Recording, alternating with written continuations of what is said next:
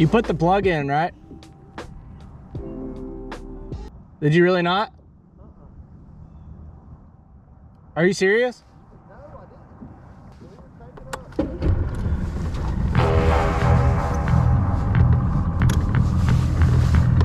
up. Oh shit. Go get the truck.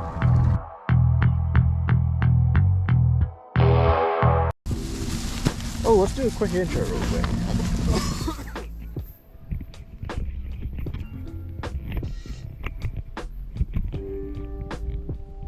Break it. Hold this. I got pocket. Yeah, I don't want to bust you in the face. Come on, honey. Yep.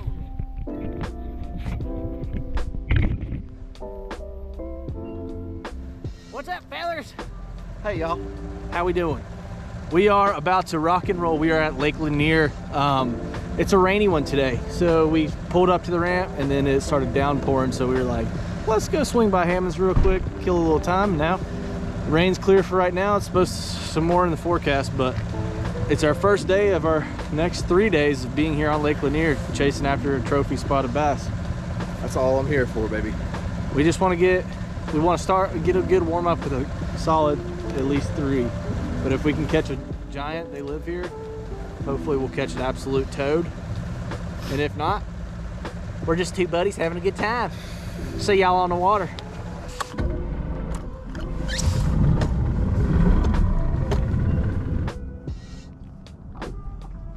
You put the plug in, right? Did you really not? Are you serious? No, I didn't. I didn't touch anything on the back of the boat. We were taking up.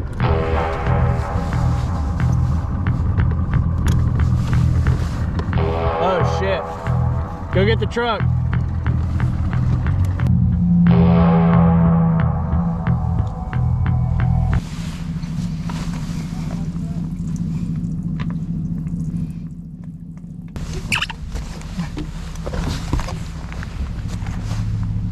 Round 2.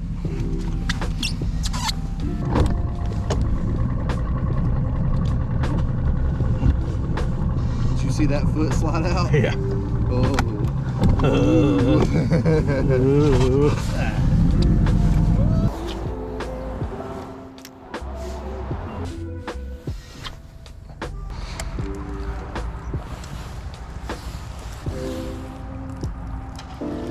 Butter. Beer.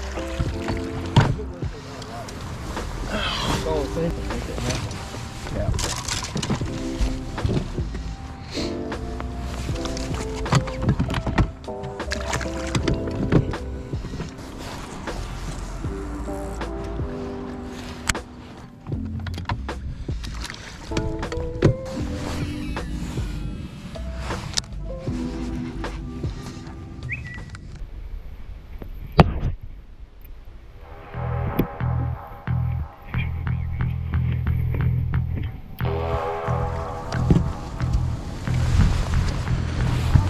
That sounds awful.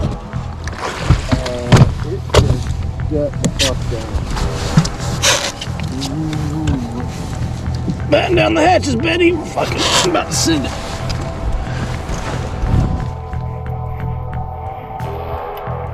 Wind or rain?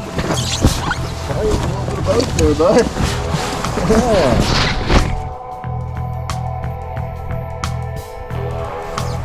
Likely means.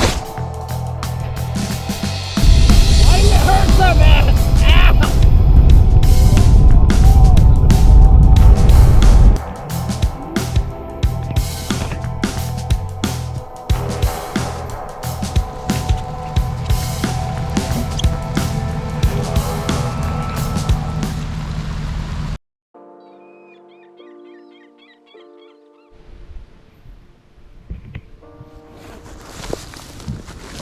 She's a little crispy this morning. A little crispy. It might actually roll up easier being crispy. Liquid form. Oh, that carpet is drenched. My clipper's out. Nothing like getting a 3 herd 3-hook jerkbait your ass first thing in the morning. Just like that. Beautiful. It's a good start to the below average angler day. Probably good. I think Shane brought enough rods, I hope. 74. I think we're loaded down. You've got the least rods on the deck than anybody. Dialed.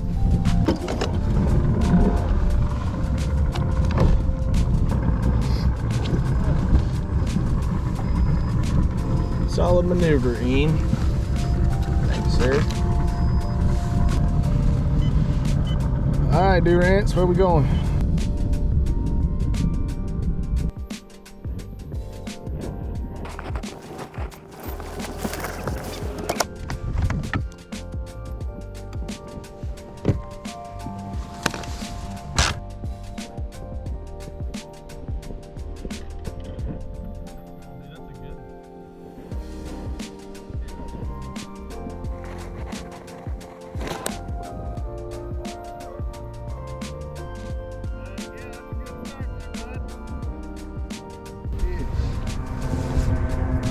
Got me a crappie over here.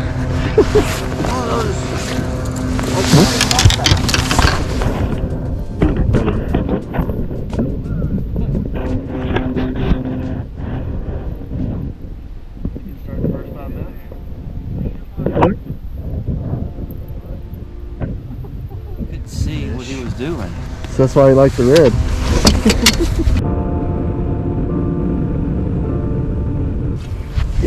There he is. Oh, he came off. You hit him. I did. Oh, that was a fish, clean. That was a good one too. Am I about in a good spot?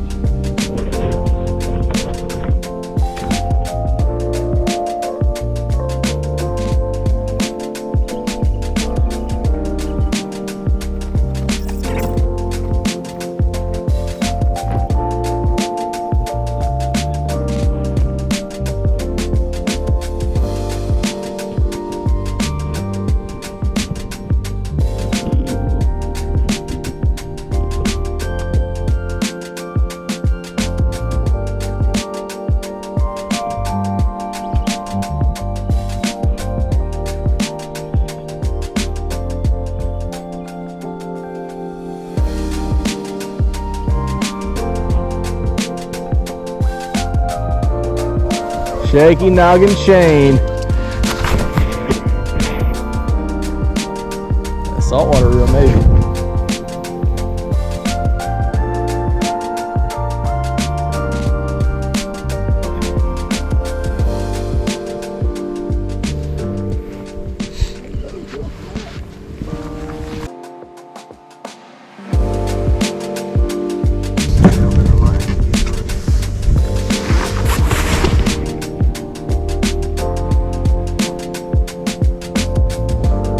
Good.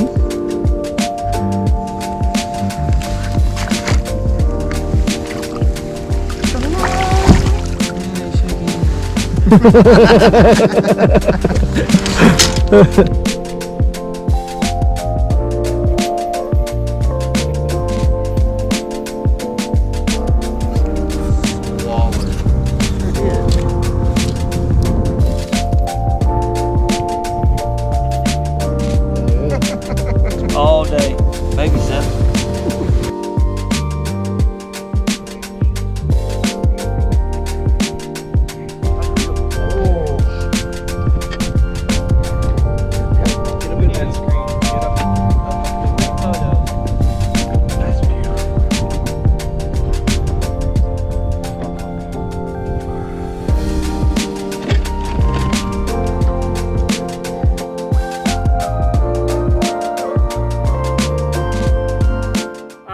So we had a great day out on Lanier. It was a little cold, it was a little windy, but we made a bite happen. So appreciate a big Shout out to Shane Durrance for having us, hosting us down here on Lake Lanier.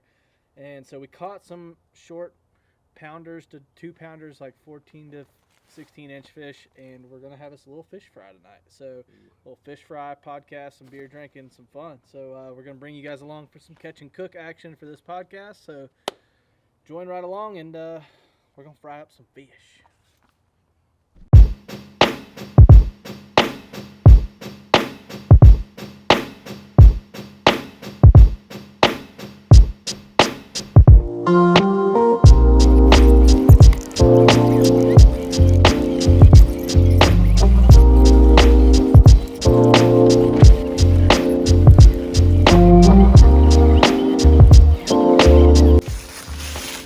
Filleting this fish, guys, and the stomach was cut open, and I just see 2 pincers, and his head is covered out. We're gonna check him out, see what these crawls look like, and exactly what Shane said, green with some orange. Look at them orange tips. Look at them orange tips. It's awesome. A little tiny. That's why the finesse jig's catching them. Yep. We didn't catch them, but on finesse jig, but that's makes sense. Peach.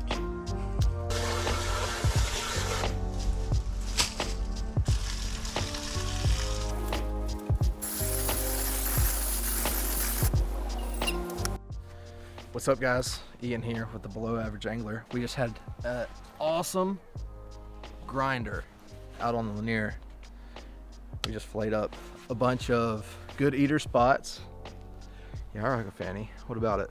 A bunch of good eater spots, about to hit the cornmeal, about to catch and release in the grease. We'll let you know how it goes. Woo! What's up, guys? We're in the kitchen.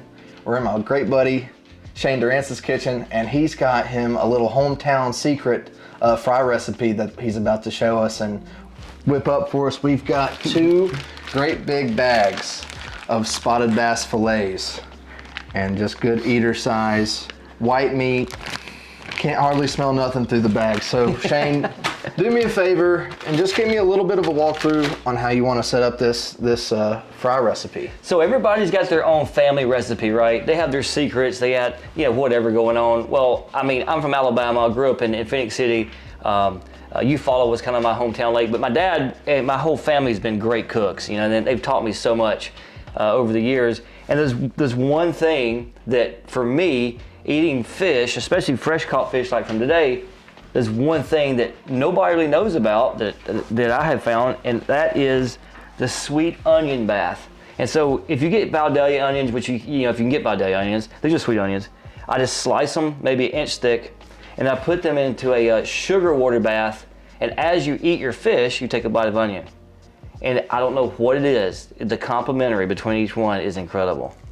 So there's nothing fancy about the fish that we're going to do. I mean, one thing that my family did is we do cornmeal to flour, 2 parts cornmeal to 1 part flour.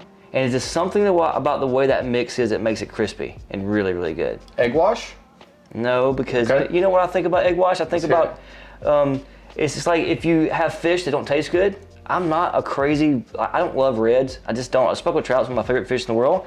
Reds just aren't great. Now reds, I'll do a bath with them because you're changing the flavor. You're trying to cover up some stuff, right? Yeah.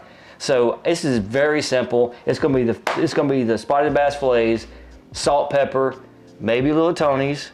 Ooh. Did you know Tony was a pro bass fisherman? Nuh-uh. Yep. Tony actually fished for the FLW tour, and I met him at the Cup. I swear. And this guy just comes up out of nowhere, and he's like, "Hey man," he goes, "You a photographer for FLW?" I'm like, "Yeah, I'm a photographer." He's like, "You cook?" I go, "Yeah, I cook." He goes, "You ever use Tony's seasoning?" I'm like, "Yeah, I use it all the time." He's like, "Well, I'm Tony." Shook his hand. I was like, "Can I get a discount? Can I have a case?" So anyway, but we're gonna keep it very simple. The fish, 2 part cornmeal, 1 part flour, salt and pepper, very simple. The other key, and this I think is probably the best thing, is peanut oil. Because if you fry them in canola or whatever, it comes out crispy, it's good, but something about peanut oil, I think it's because the temperature, you can actually heat it a little bit higher. Okay. So the fish cooks a little quicker. And my dad does this is the other thing that drives me nuts. He puts the fried fish on a paper towel and a plate. I do that Do you too. know what that does? I do not. It makes it soggy. And Really? everybody thinks that if you put it on paper towels, it soaks the grease out. Yeah. It does soak some of the grease out, but it also makes your fish not crispy. So as soon as it comes out of the fryer, I'll put it on a grate that is porous so that the grease can drip out, and it makes it even crispier and even better. Heck yeah. Dropping knowledge. That's why yeah. we're here. I know. Well, sweet, man. I can't wait. I can't wait for the onion and the sugar water and all that. Clint definitely schooled me on the peanut oil last time we made fish. Oh, really? So I'm a Good. firm believer in that. Yep. Well, heck yeah. Thanks for walking us through that. All right, so we're just going to do the flour cornmeal mix. Now, I've got quite a bit of fish here, so I'm not sure exactly how much we're going to do, but we're going to start with the flour. And remember, it is 2 parts cornmeal to 1 part flour. Don't do it backwards, otherwise you get soggy fish. Come on. I'm usually a very messy person. I'm trying not to be messy. And then, so we're not going to put it in that. We're going to put it in this bowl here. And then we're going to take this fancy Martha White cornmeal. I'm surprised they haven't changed the name of that yet. I was at my parents' house about, I don't know, 6 weeks ago, and we were making pancakes, and I opened the fridge, and there was a bottle of syrup in there that Aunt Jemima. had Aunt Jemima on it. I was like, hey, that could be worth some money one day. All right, so, all right, cornmeal, 2 parts. So we're going to do 2 of these. All right, Shazam.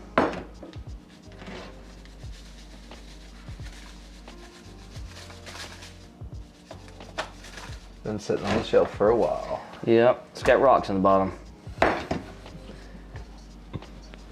There we go. So that's going to be basically our base. Mix that up.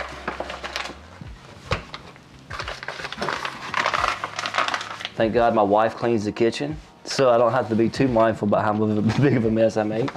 No, I would never do that to my beautiful wife. All right, so what I'm going to do now is take the fish, and we're going to pat it down dry so that the seasoning stick to it very, very well. Do I need to wash these? We did. I saw a leaf in one of the bags, actually. It's probably still skin Ian made. Okay. Ian probably Who taught him how to fillet fish? Not you. So that's all that matters, right? Right. Got it, thanks. You know what? One thing that we need to do is very important is get the onion in the refrigerator as fast as possible so that the sugar water bath that we make, to make... You should get an onion in the refrigerator, and I was doing it. That's what I'm doing. Oh. Hey, stick to your own job. So we're going to slice it about 1 inch thick right after I get this flour off the board. Hang on, get this off.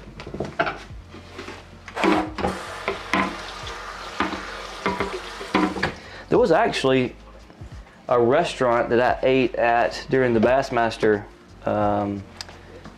tour at St. John's River that they brought you a bowl of sugar water with your fish. It's the first time ever I've seen it in a restaurant. Yep. So we're just gonna slice it. Something like that. Did you know, this is a good piece of information you probably don't know, that when you cut onions, it's very strong. It makes you want to cry. Mm-hmm. If you don't cut the root, it doesn't give off that. I've heard that one. Whatever the before. technical information is with that, whatever. So anyway, so we're just gonna take this. We're gonna put it over here. Punch those out so they soak up the sugar water bath very easily. Always remove the skin. It does not taste very good. Mm-mm. And the texture is very odd.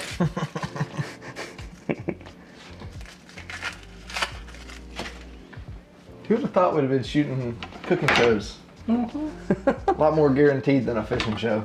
Right. As long as you got the ingredients, you got the show. But if you ain't got no fish, you ain't got no show. And that's probably pretty much done there. All right, so then what I'm gonna do is I'm gonna take warm water, so that the sugar will go ahead and kind of melt down.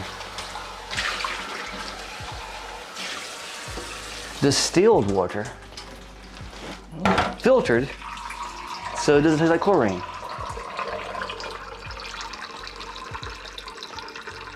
Makes me want to go pee right now. And we can be technical with it on how much sugar. I actually just usually just pour it in there. I don't measure it at all. It's called eyeballing it. But if you want to be technical, it's probably about a. And make sure that you don't grab the salt jar instead of the sugar jar. I was about to ask. You know that you make sure that's sugar, right? Yeah. Well, I do a little more than that.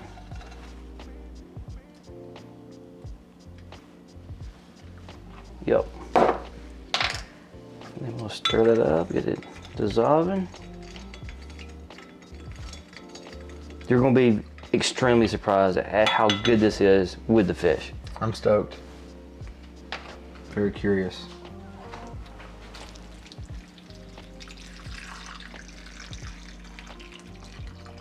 Don't know if we're to cover it actually. A little more in there.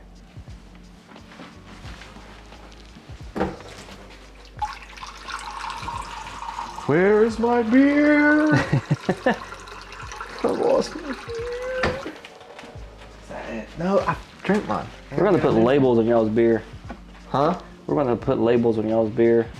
So I'm going to put, it needs to be one of the first things that you do because the onion needs to be able to have time to soak up, the sugar water.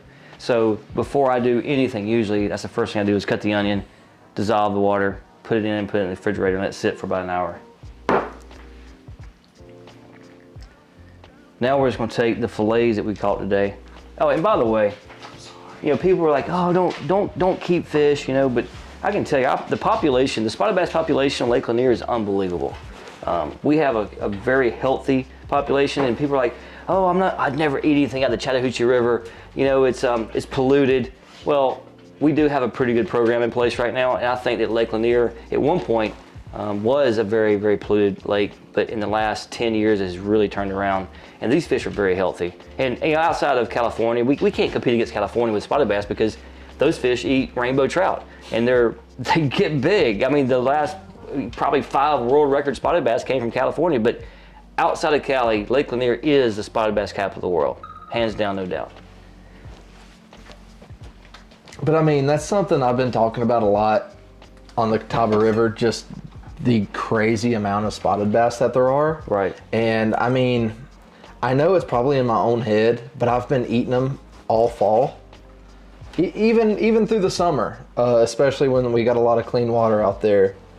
And I don't know if it's just in my head, but I feel like the more spots I eat, the bigger my average fish goes up.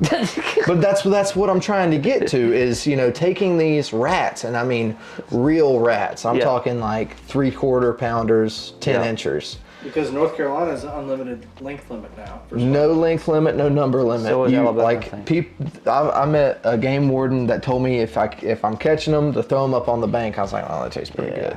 Yeah, right. But it's the same deal with a white perch down there on the Catawba River. The white perch have done a big number on what I believe largemouth bass eggs. I think they do a number on those. Spotted bass, they're a very different breed. They don't react to frontal systems as much as largemouths do. They're very, very aggressive. I bet if you put a camera in a brush pile and you had 5 largemouth and 5 spotted bass and you threw a bait in there, those largemouths have no chance to get to it. None. They're just so fast and they're just so aggressive. And hey, it's survival of the fittest, And as far as Western and Central North Carolina are concerned, they have really taken over in numbers. Yeah. But I love catching them. I always have. Right. It's just we need to get that average size back up. Yep. And I wish I could tell a bunch of people to start eating them and start, even if a guy's out there, old timers out there catching a mess of them, fillet them up and take them to a soup kitchen or something. Yeah. Like, let's get these little dudes out and Well, we start would, seeing more 3s and 4s out there. and I would love to see a larger population of largemouth on Lake Lanier. That too. Then they go hand in hand. Yeah. You know, just a larger and more quality fish. Yep. And this is, I mean, I think this is what's going to do it. If more people start, you know, because there's bass fishing's bigger than ever. But do you think your tournament guy is going to be out there catching for food, and like he catches some spots, you think he's going to keep them? No, and I'm glad you brought that up, because let me tell you, there's one thing that drives me crazy is to go to a tournament a week. You know, this Thursday night tournaments, this Friday tournaments, this Saturday tournaments, this Sunday. Honestly, I think there's too many tournaments. But anyway, what drives me crazy is to go to one of these tournaments, maybe 50 boats, 100 boats, and people weigh their fish in and they dump them back in the lake, and there's like 10 belly up at the ramp. It makes us as bass fishermen, it makes us not like conservationists, which we should be. And if you go to if I go to a tournament and I see them release the fish and they're belly up, I bring them home and eat them. I do. I mean, it's just bad practice to do that. It is. I can't agree more. It's just, it's not stopping. There's always going to be, you know, the trend is going to go up. The more people's going to be fishing. But, you know, getting the message out and having people behave properly is going to go. I don't keep any largemouth. Nope. From this lake. I don't. And I would Same bet back home. that almost 99% of the fishermen, especially your tournament guys, will not keep a largemouth. And don't keep fish big. Like, if you think about it, even stripers, like stripers aren't native to Lanier, obviously, because they're saltwater fish, but when I keep a striper, I keep them in that 5 to maybe 9 pound range. Okay. Because the longer the fish lives in the water, the older they get, the bigger and heavier they get, and the more toxins they have in their body. So that's why I keep the smaller fish is another reason. And just to leave those large genetics in the water. Exactly. Yep. God, it drives me nuts to see someone take a 10, 11 pound largemouth and keep it and freeze it and mount it when you can have a replica. If you do this, take a piece of braid or fluorocarbon, whatever, measure the length of the fish, measure the girth of the fish, take a couple great photos, and guess what? Someone that does replicas can make the exact same thing, and now you've released the genetics back into the lake. There's a reason that fish is 10, 11 pounds. Just like a big whitetail buck. You don't see them walk around in the middle of the day, like in this neighborhood where we live. You see does walking around with their babies, and they just like, I'll go out and grill, and they'll walk up to the feeder, and it's like 30 yards away. Mm-hmm. You don't see no 12-point bucks doing that. Mm-mm. And so that genetics, whatever that combination is got to stay in the pool. Dude, you're preaching to the choir, big time. I mean, if more folks back home would do things like that, we could definitely see some better numbers. I agree. I am about to pat it down to dry the fish off. I mean, Look how white those fillets are. I think it makes the seasoning stick better. I'm sure there's some 45-year-old man sitting in his mom's basement right now with his hands down his underwear going to disagree with everything that I say. But you know what? This is the way I do it. It works for me, and whatever works for you. Definitely upping the crispiness factor here.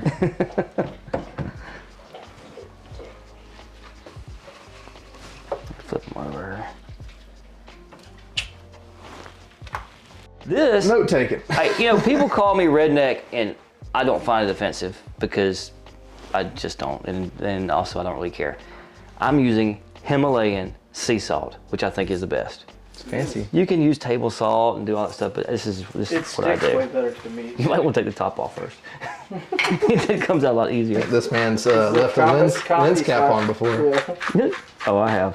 This is a comedy / fishing show, so it fits. This man has left the slow-mo on before. For an entire podcast. That's why y'all didn't see the end of boat. Oh, Lord. The end of boat cast. And I do both sides. Some people just do one side, but I think you need to do both sides. Good measure. And then we use peppercorn, cracked pepper. You could use just regular pepper or whatever, but this makes my forearms really strong when I do this. Good for those lonely weeks on the road. Yes. It is a workout. You can tag me in if you want to. You know what's weird? Just like you can't cast sometimes. I tried to cast with a spinning reel the other day with my left hand. Not happening. It's like throwing weird. a baseball with your left hand. You feel like a sissy boy. You go. Yeah. So this is the first time I've ever tried to crack pepper with my other hand. It's kind of interesting. I'm ambidextrous pepper cracker. Cracker. Put that on the resume. Crack it. Golly, boy. Are you still rolling? Yep. So another cool thing about spotted bass is that there really isn't no red stripe down the middle. So if you go and catch some red snapper or grouper or whatever, redfish, there's a red bloodline that runs down the middle of the fillet, and your fish will taste like dog schnizzle if you don't cut that out. But with spotted bass, and really most bass actually, there really is no bloodline you have to cut out.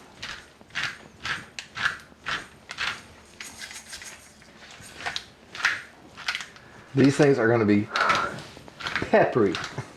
Oh no, they'll be good. Oh, I'm a black pepper addict, so I'm not worried. Taters.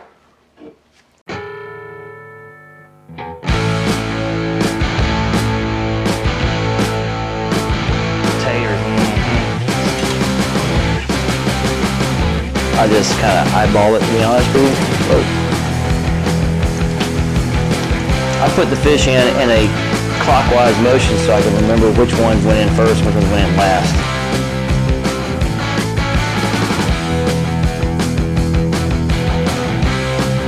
Man, these things are starting to come off. They're looking really good. I know, I really hate you can't stay for dinner. Oh, I am staying. If you catch what you can definitely stay for dinner. I caught a couple of these. Yep. So there's a lot of very technical ways to do this to understand like when to pull it off. Mm-hmm. And honestly, I just kind of, once they start to float, that kind of tells me they're getting ready, and then I can literally almost tell by how heavy they are, if they're close or not. We unfortunately have an electric stove. Gas is so much easier and it's more predictable, I guess. Okay. Look how crispy that is. That's gonna be a crispy piece of fish right there. And they looked almost blackened because of all the pepper. Yep. Oh my god. You should try this piece right here. That one's cooled down a bit by now.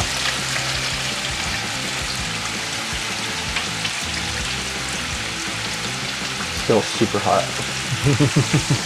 Did it?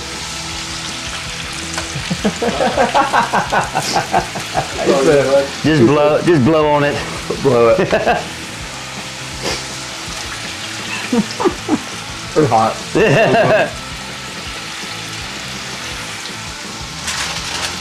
It's so crispy. Wow. Isn't mine? But see how putting it on this grate and letting the air kind of come underneath it and it can drip down, it stays crispy. I'll be picking me up one of these. You put on paper towels and it's going to be soggy.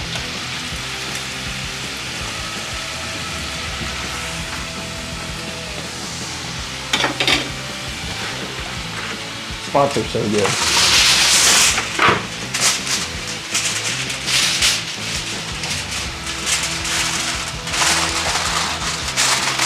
Goodbye.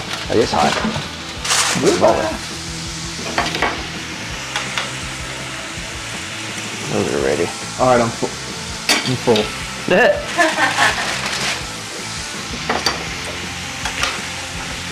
See, it pays to have redneck friends.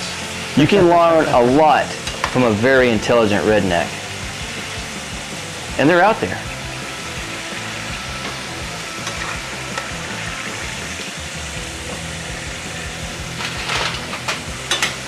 Redneck friends can make animal noises. You know? Can't let your city slicker friends from New York do that. They don't even know what that sound is. They think it's an owl. We actually had some friends over this year during the springtime when the owls were mating, which is always during turkey season. And the barn owl we had some in the back. I knew they were out there. And we had some of our city slicker friends, and I said, hey, you guys watch this. They go, what's he gonna do? I went, and they're like, what is he doing? And literally 15 seconds, and he lit like right there. And they were like, who is this person? And how is this knowledge known? And I said, for a small fee, you too can be an owl food caller. All right. Rolling.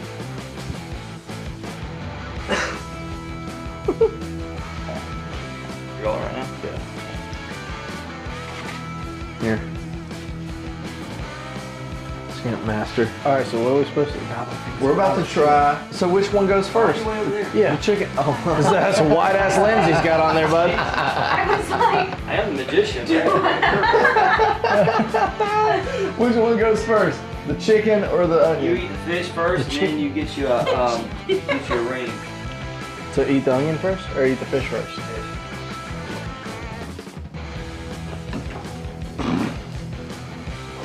Good as fire. That's a big old chunk.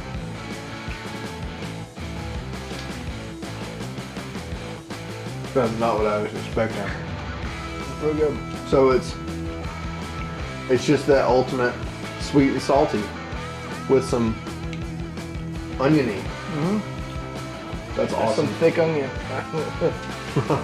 Well, you're not supposed to eat a huge bite of it. You're supposed to take Well- a small bite of it. I love onion so much. I bet the audio on this is great. It was a lot better when I just stuck them both in my mouth. Okay. That's what he said.